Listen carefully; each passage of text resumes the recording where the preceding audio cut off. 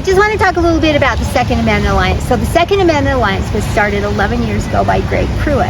When he got back from his tour of duty, he was surprised to find out that Idaho was not fully a constitutional carry state. So he decided that needed to be fixed. So he got with an attorney, Alex Kincaid, and they wrote up legislation.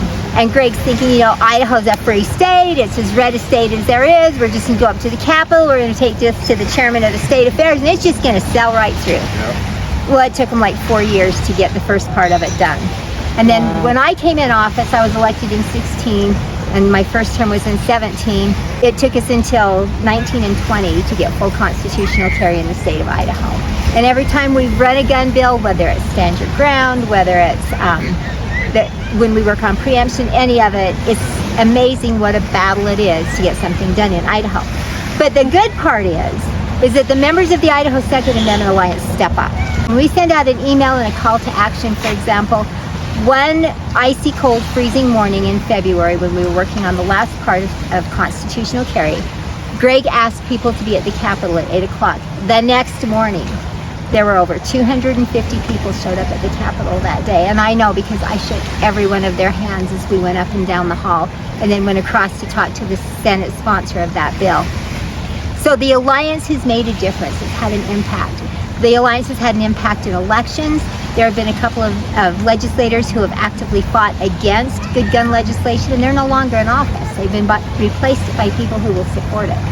Because the truth is that people who will support the Second Amendment support freedom in general.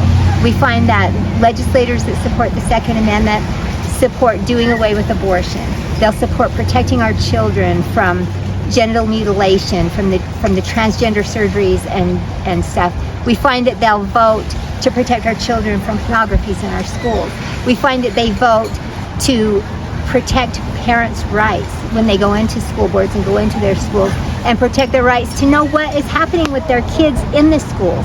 So that's why, you know, we focus on the second, but our supporters are having such a huge impact, far, far beyond just that. And so I want to thank the members of the Second Amendment Alliance for all the hard work that they've done in the time that I've been in the legislature before, because without the members, it wouldn't happen. You know, we had that Supreme Court decision here this summer about our preemption law, and it was a 5-1 decision against our preemption law in the state of Idaho.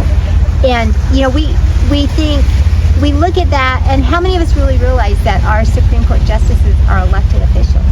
You know, they can't run with a political party, but they are elected officials. But how many of us have taken time to really know what they vote for and to really know what they do and to really pay attention to where they are? Well, we need to start doing that, because things aren't going to get any better.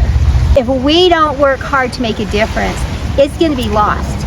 And we say, well, Idaho, you know, it's the reddest state in the country, and, you know, we're constitutional and we're this and we're that. No, if you look at the way the votes are starting to move, if you look at the voting records of our legislators, every year it gets a little bit worse and a little bit worse and a little bit worse.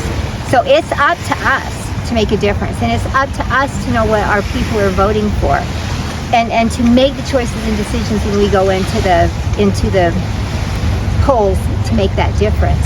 Tell everybody about the Alliance. Tell your friends and neighbors to join. Tell your friends and neighbors to be sure and be at the big rally on October 14th in Boise at the state capitol. That's going to be fun.